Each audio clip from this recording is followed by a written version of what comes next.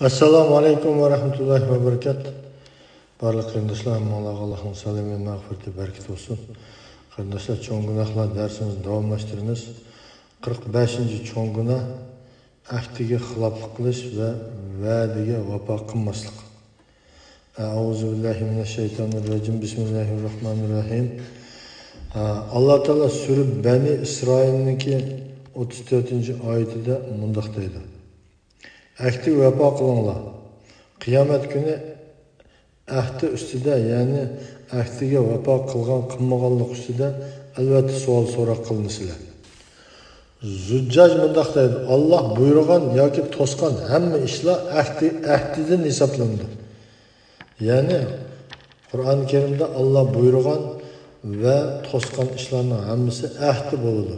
Buningdan qiyomat kuni hisob ilinadi deydi. Qur'onda aniq bayon qilinadi. Shuningga Alloh taolo buyurgan ishlarni qilish kerak, to'sqandan neri turish kerak. Agar unda qilsa qiyomat kuni hisob beramiz. Hisob bermaymizmikin deb qolsak, qiyomat kuni pushaymon qilamiz qarindoshlar. Alloh taolo sura Maydaning 1-oyatida mundaq deydi: "Ey mu'minlar, ahdilarga, ya'ni Alloh bilan sizlarning oranglardagi va sizlarning o'z oranglardagi ahdilarga vafo qilinglar." Vafo qilinglar.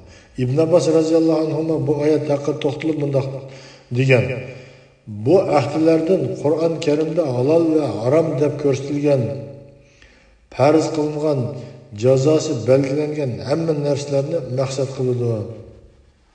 Hamma narsalarni maqsad qiladi deydi.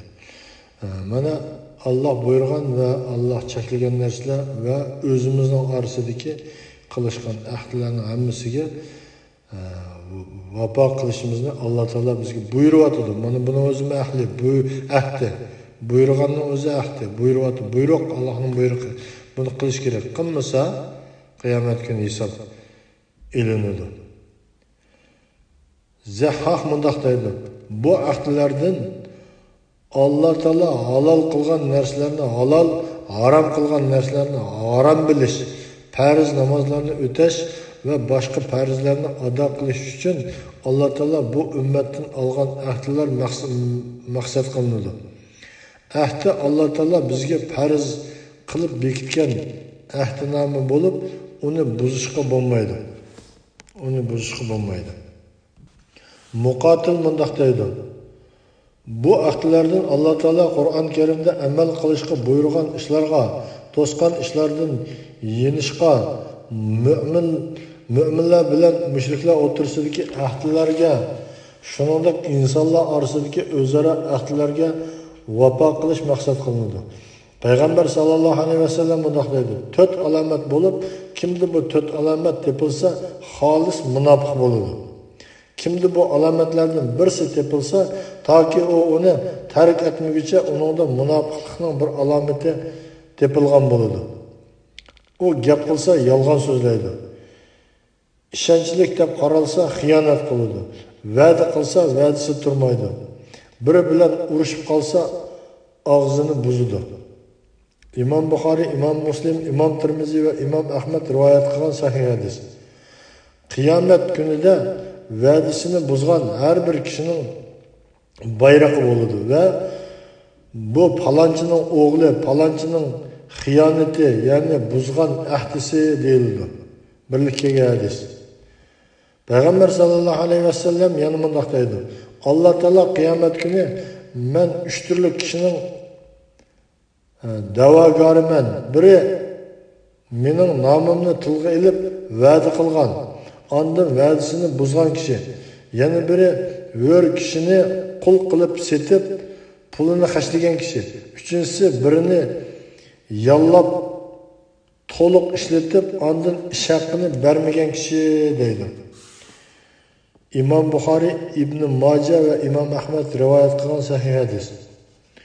Abdullah ibn Umar radhiyallohu anhudan rivoyat qilinadiki, Payg'ambar sallallohu alayhi vasallam bunday degan: "Kimki Allohga itoat qilishdan bosh tortsa, ya'ni shar'iy xalifaga bo'ysunmasa, qiyomat kuni Allohning huzuriga hech qanday dalil isbot yo'q oldi bordi. Kimki xalifaga bay'at qilmasdan o'lsa, jahiliyat o'limida, ya'ni hidoyatdan ozg'an holda o'ladi. Imom Muslim rivoyat qilgan. Bu yerda deyilayotgan xalifa beshida bayon qildi. Shariat xalifasi, shar'iy xalifaga bo'ysunmasa deydi, shar'iy islom xalifasi deydi. Hozirgi dunyoda shariat xalifasi mavjud emas.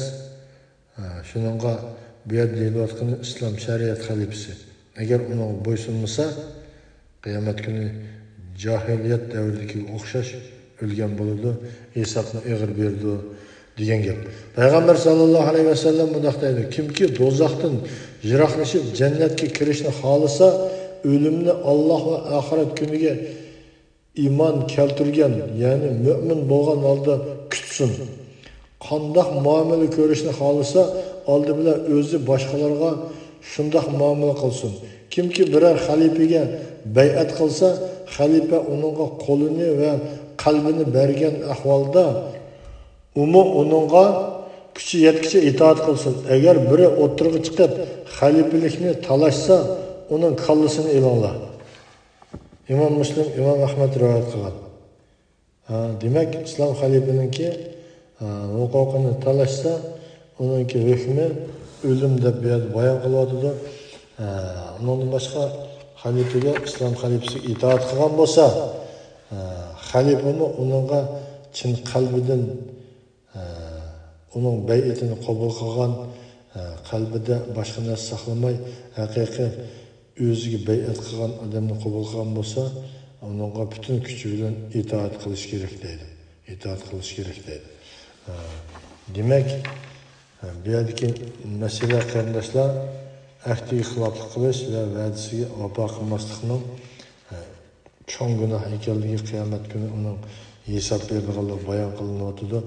Alloh taolo barliq qarindoshlarimizga hidoyat qilsin. Barliq qarindoshlarimizni ahdiga vafo qiladigan, va'dasidan yanmaydigan mo'min musulmonlarni qilib bersin, darslarimizni manfaatli qilib bersin.